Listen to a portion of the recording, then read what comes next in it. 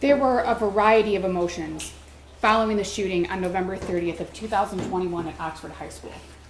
Terror, anger, and devastation. There's an epidemic of mass shootings in our country. School shootings in particular have devastated our communities. There have been social and political groups formed to address these issues, but so far they've been unable to do so. However, on December 3rd of 2021, the parents of a school shooter were charged with involuntary manslaughter for the first time. When we started this trial, I said that the events of November 30th of 2021 undeniably changed people's lives in ways that most of us will never understand. We know that 4 children were killed, multiple families were devastated, and communities were terrorized. And ladies and gentlemen, James Crumbley and I do not dispute any of that. We heard from people who were at Oxford High School on November 30th of 2021. We not only heard what they had to say, we saw the impact that that day had on them. Multiple people told you what that day was like.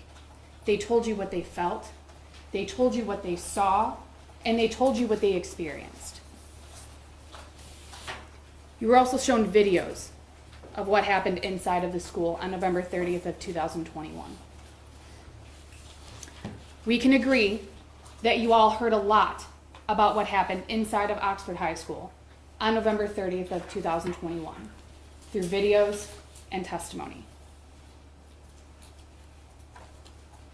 This case is not about what happened inside of Oxford High School. This case is about what happened outside of Oxford High School. This case is about what James Crumbley knew on and before November 30th of 2021. James Crumbley was charged on December 3rd, 2021 for the deaths of Hannah St. Juliana, Madison Baldwin, Tate Meir, and Justin Schilling. As you've seen throughout this trial, the charges and allegations against James were based on assumptions and hindsight about James and his knowledge about his son, who we've referred to as either his son or the shooter. The prosecution is asking you to second guess the decisions made by James Crumbley on November 30th of 2021 and before those days.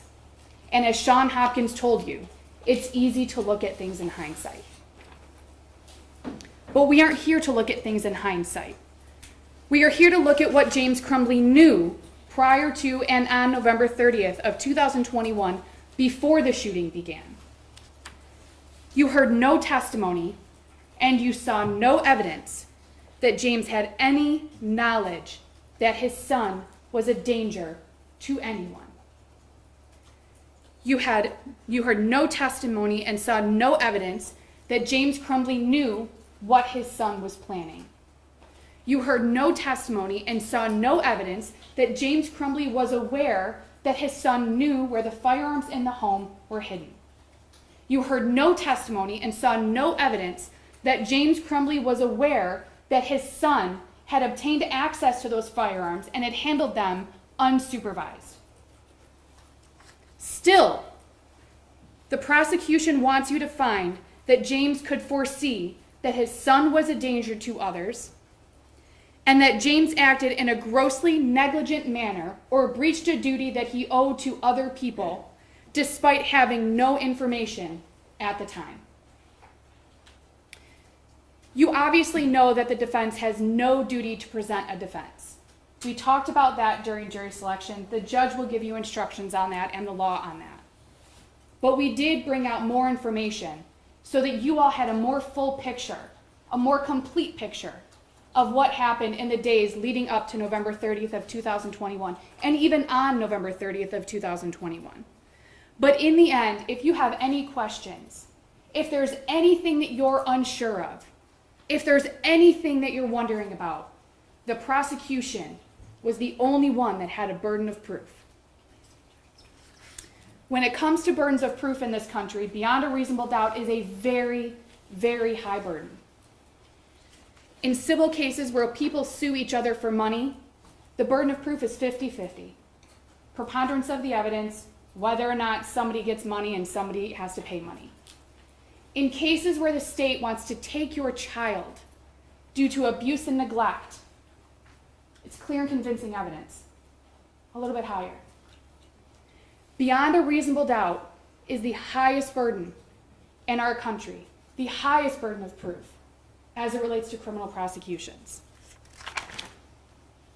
Judge Matthews is going to instruct you that reasonable doubt is just that, a doubt based on reason and common sense. It can be based on the evidence, or it can be based on the lack of evidence. When it comes to reasonable doubts, you can have 1 or you can have 10.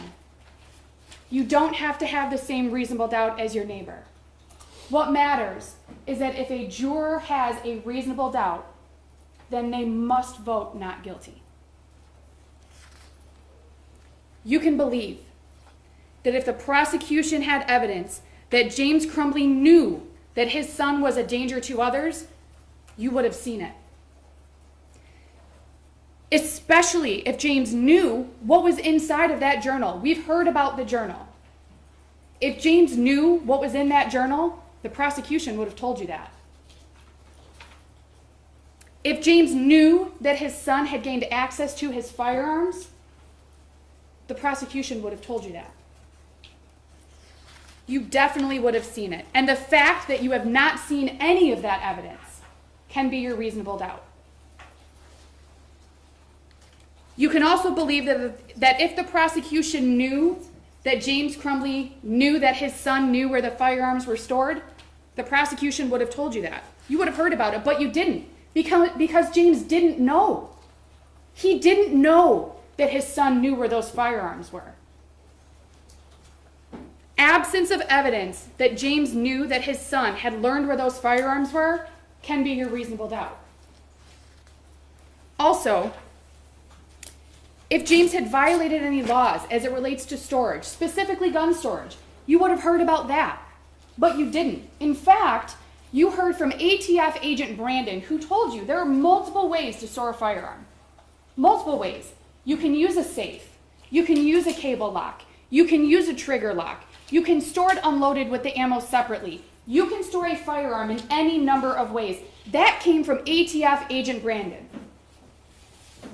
Those were his words. If the prosecution had evidence that James knew that his son was accessing firearms without his permission, not that his son was accessing them without his permission, that James knew that his son was accessing them without his permission, the prosecution would have shown you that. But you didn't see it because it isn't true. James didn't know. This can be your reasonable doubt. Mr. Wagrowski testified that James would have heard his son handling the firearm, the Kel-Tec that you saw the video of, where he sets the Kel-Tec on the table and loads the magazine. He slides the slide forward. He releases the slide forward. Mr. Wagrowski testified from this chair that James would have heard that because of the volume of the sound and because of the size of the home. You all have observed James throughout this trial. You've seen him. Judge Matthews instructed you at the beginning, James is wearing headphones. James is hard of hearing. He needs a hearing-assisted device to hear, even in this courtroom. And if you watched, there were points where he had to push the headphones into his ears so he could hear better because he still couldn't hear well enough. Your Honor, I hate objecting in a closing, but that is not evidence, and her client didn't testify, and so it's just not evidence what he was doing, and it's just not, and his headphones are not evidence. There's evidence that he needs a hearing device, as I explained to you in the beginning of the trial why he was wearing those headphones. Go ahead. Thank you, Your Honor. Mr. Wagrowski also testified that he could not indicate and could not say with certainty where James was at the time that his son made that video. He knew that James was likely at the home. He didn't know if he was outside in the very large backyard that Detective Stoyak told you about. He didn't know if he was in the home. He didn't know if he was standing next to him. He didn't know if he was standing outside. He didn't know if he was in another room. He didn't know if he was sleeping. Mr. Wagrowski couldn't tell you what was going on other than James Crumbley's son handling that firearm. Was it unsupervised? We don't know. Was it supervised? We don't know. We don't know. So any statement by Mr. Wagrowski that James had to have heard that is an assumption. It's not based on fact, and it's not based on evidence.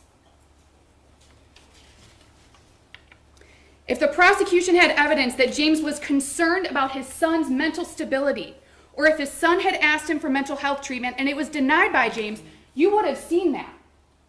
Not a statement by his son to a friend or a writing in a journal, a statement by James that he acknowledges that his son was having issues, that his son was having a hard time, that his son needed help.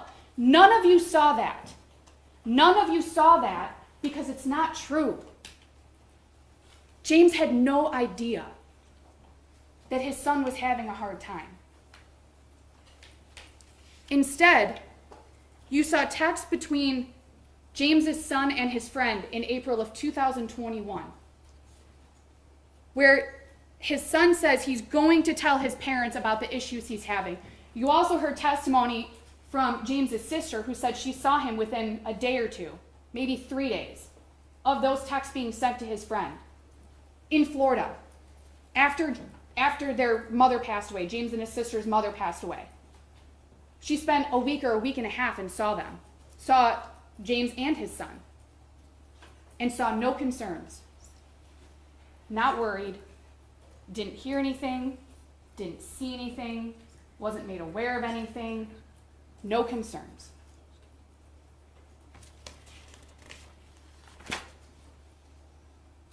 You heard that on November 30th of 2021, James drove his son to school. You saw the video of James dropping his son off.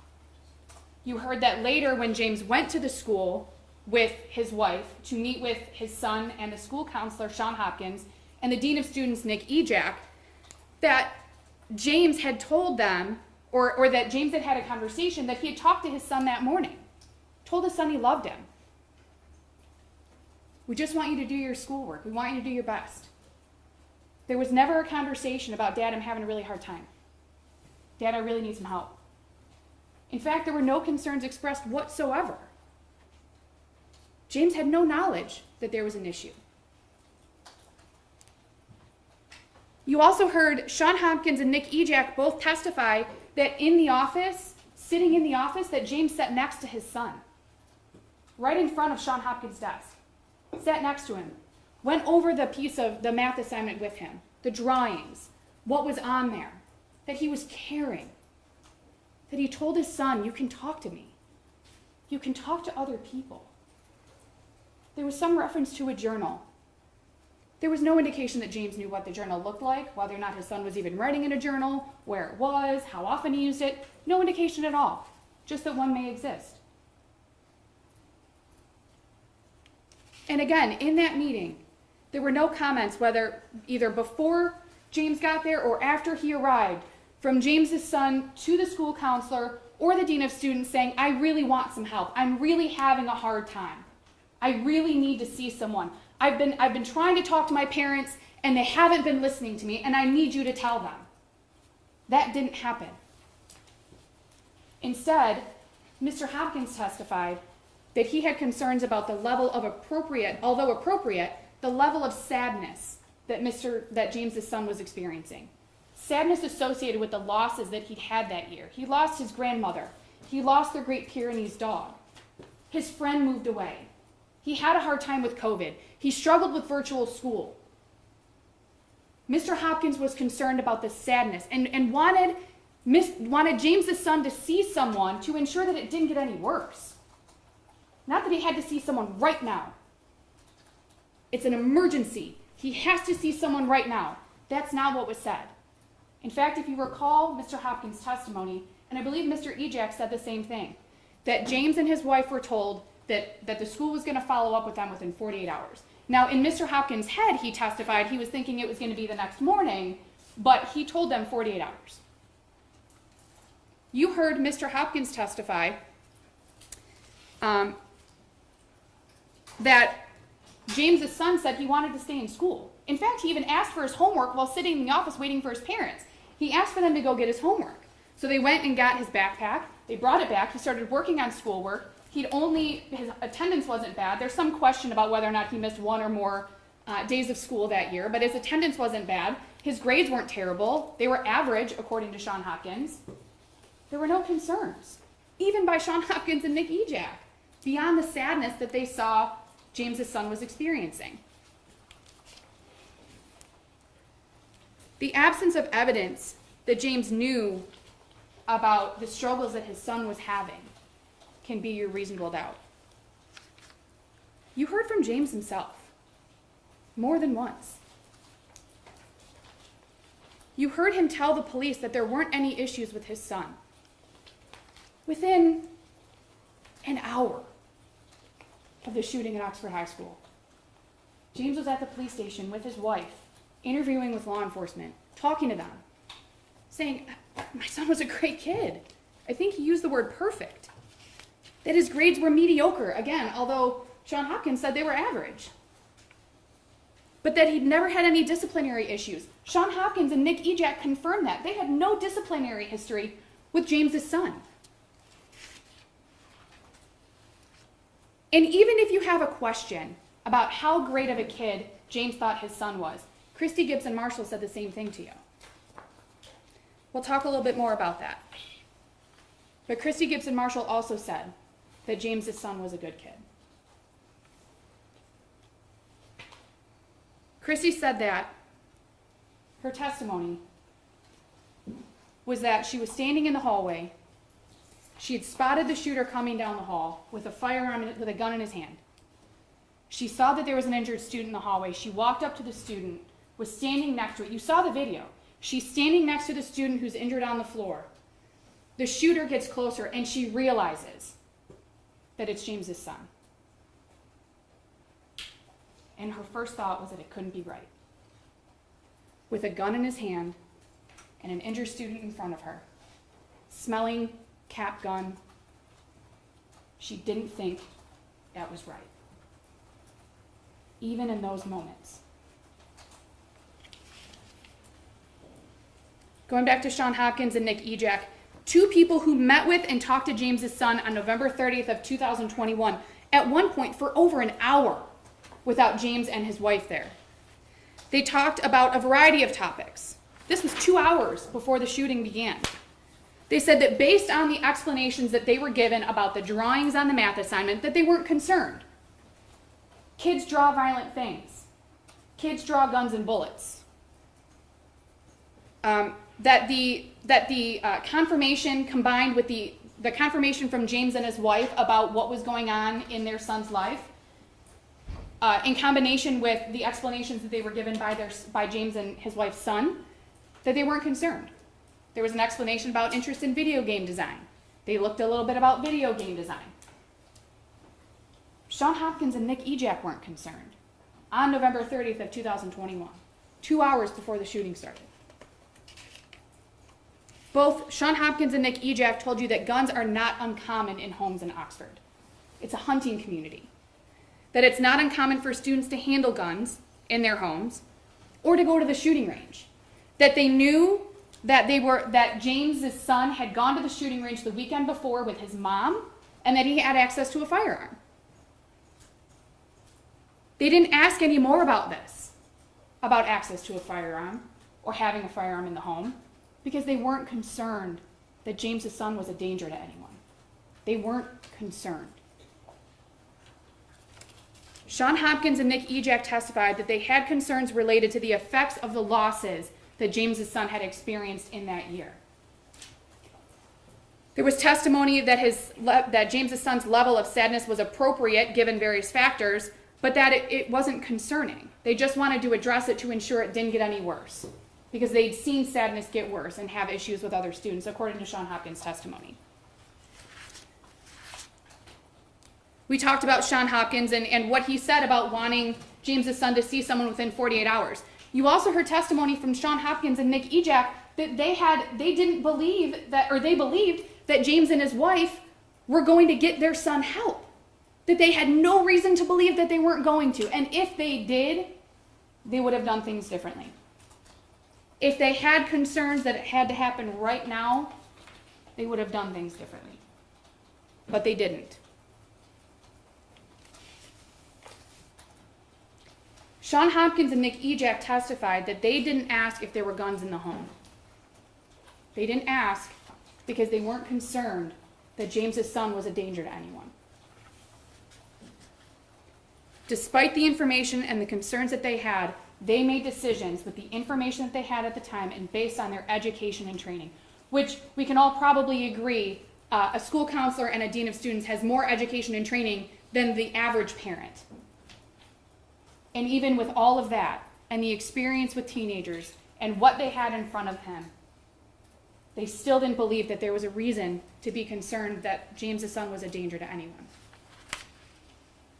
In fact, they didn't even feel that he was in immediate danger to himself, because if they had, they testified, they would have done things differently. James worked. You heard the testimony. He left the school at approximately 10:57, and if you want, you can go back through the exhibits, and logged on to the app for DoorDash and started working within 3 minutes. The prosecution is focusing on James not going home in the time from leaving the school and when the shooting started. Why would he? He didn't know. He didn't know what was going on with his son. He didn't know what his son was planning. He didn't know that his son knew where the guns were. And he didn't know that his son had somehow obtained access to those guns. Or a gun. He didn't know. So why would he go home? There was no reason to. You heard about James's actions following learning of the school shooting, or following the school shooting. You heard that he went to the Meijer, which was the reunification point on Ray Road. You heard that he saw the police lights, he saw multiple police cars, he followed them. He actually tried to go to the high school first and he couldn't, so he went to the Meijer. And it was there that he learned that there was a shooting at the school, that there was an active shooter at the school. There's evidence and exhibits showing James's movements while at the Meijer. He was there for approximately 6 to 7 minutes. In that time, he texted his son. You can see that on exhibit 375. He called his son to see if his son was okay. He texted his son again. He called his wife. He talked to his wife for about a minute, and he left the school. Then he called his son 2 more times. 2 more times in less than a minute to find out if his son was okay. He talked to his wife again for about 10 minutes. You saw a text during that phone call from James's wife to one of her coworkers where she says that their son was the school shooter. Contrary to Detective Lieutenant Willis's testimony that James said his son was the school shooter, he didn't. James didn't say that. You heard the 911 call a few minutes ago. That's not what James said. James called 911 at 1:34 p.m. and said that his son was a student at Oxford High School, and that after he'd learned about the school shooting, that James had gone home, he found the gun and bullets missing. He didn't know if his son took it, that he didn't know if it was him. And if you recall, Nick Ejak and Sean Hopkins both testified that even during the shooting at the school, even after the meeting that morning with James's son and James and his wife, even in those moments, they did not suspect that James's son was the school shooter. Sean Hopkins testified that he didn't even think that it was James's son who was the school shooter until after he checked attendance, after the shooting had ended, and after James's son had been arrested. You heard James say on the 911 call that he was really freaking out. You've heard that a couple of times from James. And you can listen to that call yourself. It's exhibit 154. You can almost hear, as James is talking to the dispatcher, how he's looking back at what had happened that morning and trying to piece things together and figure out what's going on. You heard from James 2 more times within hours of the shooting at Oxford High School, once at the substation and once while in the backseat of a patrol car. At the substation, James learned that his son was the school shooter, that he was not injured or anything, that he was in fact the school shooter. You heard James say he was freaking out. He asked for a water. His mouth was dry. He was freaking out. James was emotional. I believe that Detective Sergeant Bryan testified that James was sobbing, that he was crying. You can watch it. You can see how James was reacting in that interview. Detective Bryan said that James was forthcoming, that he was willing to speak with them, even after James's wife suggested, maybe we should get a lawyer. Maybe we should stop talking. James said, no. Let's keep talking. I want to keep talking. It's okay. We can keep talking. And he does. He told the police how many guns were in the home, where they were located, that the handgun that was used by James's son in the shooting was a 9mm Sig Sauer. He mispronounced it. We've all heard that. That it was hidden in an armoire. No one in that interview, neither of those 2 law enforcement officers in that interview said, well, you shouldn't have had it there. Was it locked? How did your son get it? You didn't hear those questions. You heard James tell the police that the handgun was stored unloaded and that the ammunition was stored somewhere else. It was stored separately, under some jeans. Again, those 2 officers didn't say, well, you shouldn't have done that. That wasn't right. Well, you did that the wrong way. Well, that was really irresponsible of you, Mr. Crumbley. They didn't say any of that. The police didn't ask if the gun was locked or in a safe. James clearly told them that that 9mm was hidden. And the police moved on. James talked about what a great kid his son was, about his mediocre grades, but overall he didn't get in any trouble. You watched as James saw his son for the first time after that school shooting. It was a very brief encounter. And you saw as James was leaving that he repeatedly told his son he loved him. Ladies and gentlemen, you can watch that for yourself. It is Exhibit 301. He repeatedly told his son he loved him. And then after, as he walks back into the first interview room, you can hear him audibly crying, sobbing at what was going on. And what does he say? He asks the police if he can find out where his son is going to be. And they say, yes, the court will tell you.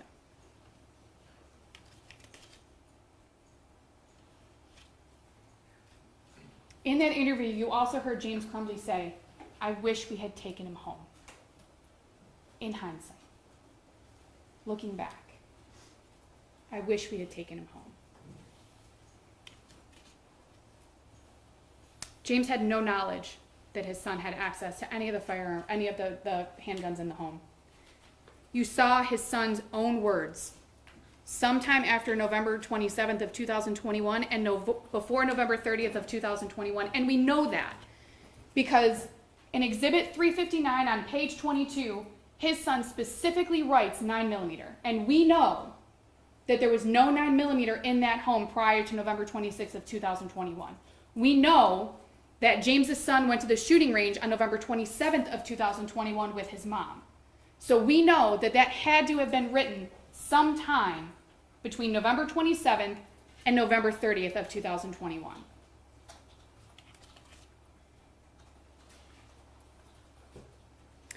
We talked quite a bit about this during jury selection. Most, if not all of you, agreed that there's a difference between having access and giving access. We talked about car examples. We talked about the responsibility in different scenarios, a parent's responsibility in different scenarios. This case is like the first car scenario, where the child takes the car without the parents knowing, takes it out and something happens. This is the first scenario. This isn't the second scenario, where the parents might have suspected that their child might do something. This wasn't the third scenario, where James knew his son was going to do something and just handed him whatever it was he was going to do it with and said, here, take it. This is the first scenario, where James Crumbley had no idea what his son was capable of. He had no idea what his son was planning, and he had absolutely no idea that his son had access to those firearms. Also, as an aside, if it really were his son's gun, why was it hidden in James's bedroom? If it really were, why was it hidden? Not only in the bedroom, but in a location that James's son was not aware of. Sometime before November 26th of 2021, James's son wrote this in that journal notebook that was found. Exhibit 359, page 15. We know that it was before November 26th of 2021 because of some of the other statements that are around that journal entry, which you can look at if you'd like, but they reference a 9mm and a .22 caliber. And we know that there was not a 9mm in the house before November 26th of 2021. And even here, I don't know where my dad hid it, is a reference to .22 Caltech. Even before November 26th of 2021, well before November 30th of 2021, James Crumbley's son didn't know where those firearms were. He told you he didn't, in his own words, in his own handwriting, which was verified by law enforcement.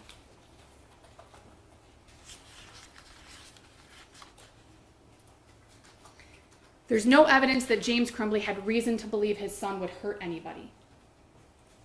I went over this a few minutes ago. Christy Gibson Marshall's testimony was that she had known James Crumbley and his son since approximately 4th grade. She told a story about James emailing her and asking about getting his son's report card or grades or something along those lines, and she responded and said, "Give him a hug for me." She testified about everything she saw, heard, and felt on November 30th of 2021.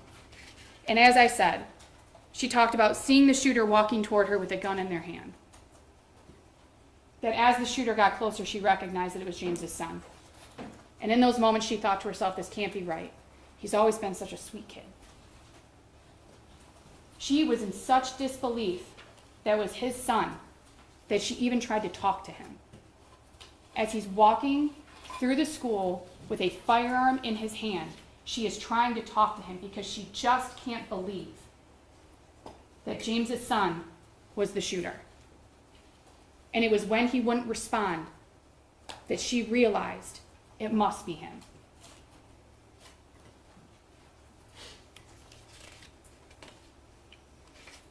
ATF agent Brandon testified there were no laws governing the storage of firearms. We went over this a little while ago. We talked about the various ways that you can store firearms.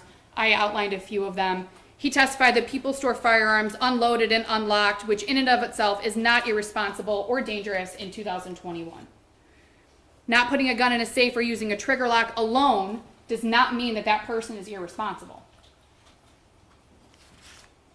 Now, ATF agent Brandon gave you his opinion about what he saw on that math homework. That opinion was given within the last couple of days. And with all due respect to Agent Brandon, his opinion on what he saw is irrelevant. It doesn't matter in this case. What matters in this case is what people thought that math homework showed on November 30th of 2021. And those people weren't concerned. They didn't see what Agent Brandon saw. They saw images that weren't concerning, that are common, that other kids write and draw about. The concern was that he was sad and needed to talk to someone. On November 26th of 2021, we saw evidence and heard testimony that James Crumbley went and bought the Sig Sauer at the gun store.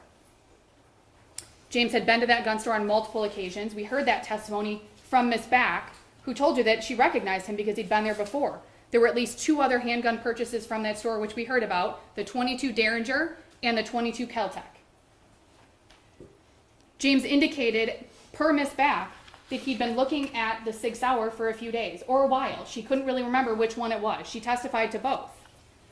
That he knew that that was the one he wanted to purchase. So he did.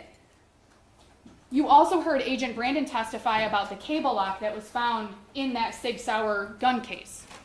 That the sleeve that the cable lock came in was essentially in pristine condition, that the keys were still inside the lock.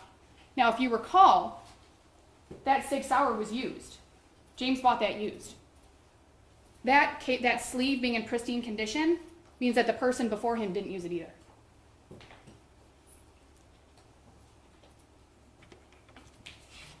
You also heard that James did not purchase ammunition on November 26th of 2021 or at any point prior to November 30th of 2021 for that 9mm.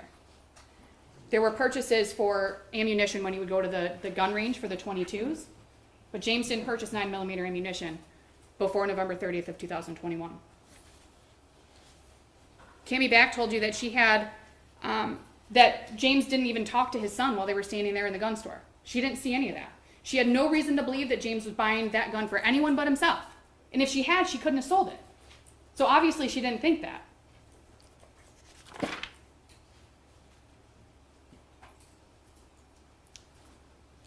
On November 3rd of 2021, James Crumbley and his wife left a hotel that they had been staying in. Well, they had stayed in a couple different hotels, but they left a hotel that they had stayed in after the shooting on November 30th. You heard some testimony, or you heard some information that their residence had been made public, or there was media there, or there were things going on, and you can imagine. I mean, you all can imagine what that was like in the days following the shooting at Oxford High School. You heard Agent Brandon testify today that James and his wife were in and out of that building throughout the day on December 3rd of 2021. You heard testimony yesterday from Detective Willis that they arrived at approximately 11 a.m. and that they were there for the day. They were obviously arrested later that night. But you heard testimony that Luke Kirtley saw at least James Crumbley. You heard that James and Jennifer had both gone in and out of the building. Jennifer is his wife, had both gone in and out of the building throughout the day, various times to smoke, walk out to the car. Sometimes one of them went, sometimes both of them went. December 3rd, 2021 was a Friday. It was a work day. They were in and out. You heard that there were at least 14 cigarette butts found near their vehicle.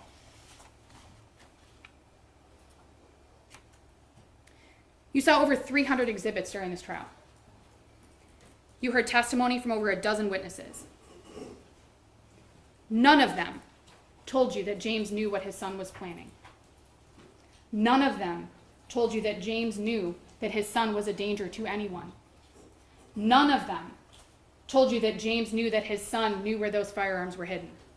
None of them told you that James knew that his son had somehow obtained access to the firearms that he had been hiding.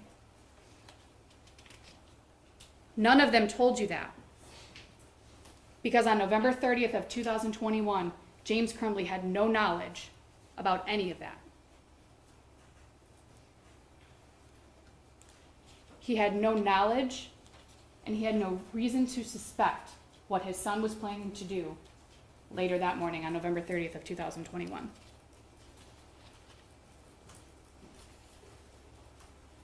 Now, every time I do a trial, I have somebody tell me that they think of a reasonable doubt that I may not have thought of. So, think of your own. You don't have to agree with all of mine. You don't have to agree with any of mine. You can come up with your own reasonable doubt. Based on the evidence that you've seen, the testimony that you've heard, your collective memories, you can come up with your own. You're not limited to what I've come up with, and you can certainly reach your own reasonable doubt conclusions on your own. And as you deliberate, think about the things you did not hear during this trial. Think about the things that you were told you would hear during the opening statements, that you would hear how the shooter gained access to that gun. You didn't hear that. That you will hear from school officials regarding their concerns about the math worksheet.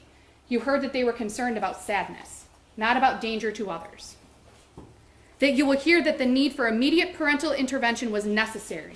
You didn't hear that. In fact, you heard the opposite. You heard that Sean Hopkins said that James and his wife, that they wanted James and his wife to have their son talk to someone or to at least make arrangements within 48 hours. No one testified that immediate parental intervention was necessary on November 30th of 2021 during the meeting with Sean Hopkins and Nick Ejak. No one testified that there was a need for immediate intervention of any kind, discipline, mental health, or otherwise. You did not hear testimony detailing how the shooter obtained access to the SIG Sauer. You just saw in his journal that he said he had access, but you don't know how that happened. No one testified that the shooter knew that there was any sort of code to open the gun safe. There's been some talk about the code that was used on the gun safe with the Keltec and the SIG Sauer. There was no testimony that the shooter even knew about that code or what it was. You did not hear any mutual concern for the shooter's well-being from his best friend's dad, who you saw text with between James and his friend's dad, who obviously has experience with mental health with his own child, from what you can see in the texts. And even that man didn't express any concern for James's son. In fact, on November 30th of 2021, he texted James, said, "I hope everyone's okay."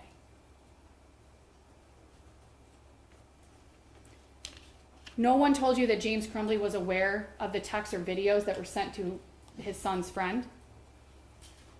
In fact, they all testified, all of the witnesses testified they couldn't tell you that. They couldn't tell you that he was aware. You don't know if the shooter ever actually did do what he told his friend he was going to do. He was going to tell his parents about this, that, and the other. You heard no evidence that he actually did. You heard no evidence that he actually told James any of that.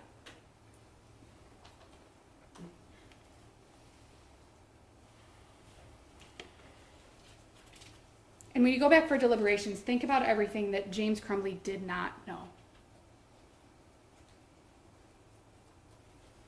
He did not know he had to protect others from his son. He did not know he wasn't exercising ordinary care in the way he was storing his firearm because he didn't know that his son was planning what he was planning. He did not know that it was reasonably foreseeable that his son would commit these offenses. He had taught his son firearm safety. He had taught his son to be familiar with those firearms because they were in the house. He had no idea what his son was planning to do.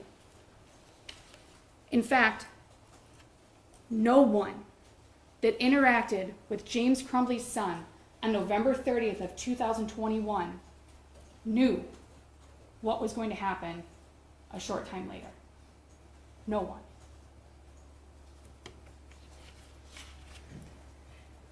And this is the part of the trial that I dislike the most. The prosecution gets to stand up and make a rebuttal statement, and I have to sit down, and I don't get an opportunity to respond. That's how trial rules work. The court has told you that. That's just how it works. But the hard part for me is that every time I hear a rebuttal from the prosecution, I think of all these things that I want to say. Think of all these responses that I can give. So what I'm going to ask you to do, we've gotten to know each other over the last couple of weeks. You've seen how I am in court. You've heard the questions that I ask. So when you go back to deliberate, think to yourselves, what would Mariell say? What would she say about this? What would she say about that? Because unfortunately, I can't tell you.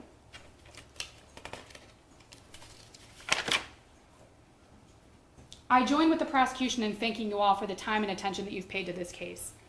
You have heard some of the most emotional testimony and seen some of the most difficult things that I can imagine a juror could see. And you likely may not be able to forget it. But what you're all doing in these chairs is of the utmost importance. And I thank you for the time and attention that you've paid. Early on in this case, during our opening statements, the prosecution and I both asked you to follow the law. And I'm going to ask you again. Follow the law. The judge will instruct you on what the law is. She will give you very clear instructions. Please, follow the law. Review the evidence. Review the instructions. And follow the law. Because I'm confident that if you do that, each of you will have at least one reasonable doubt. And your vote will be not guilty. And your vote should be not guilty. Not just because you have reasonable doubts, but because James Crumbley is not guilty. Thank you. Thank you, Ms. Lehman. Rebuttal, prosecutor?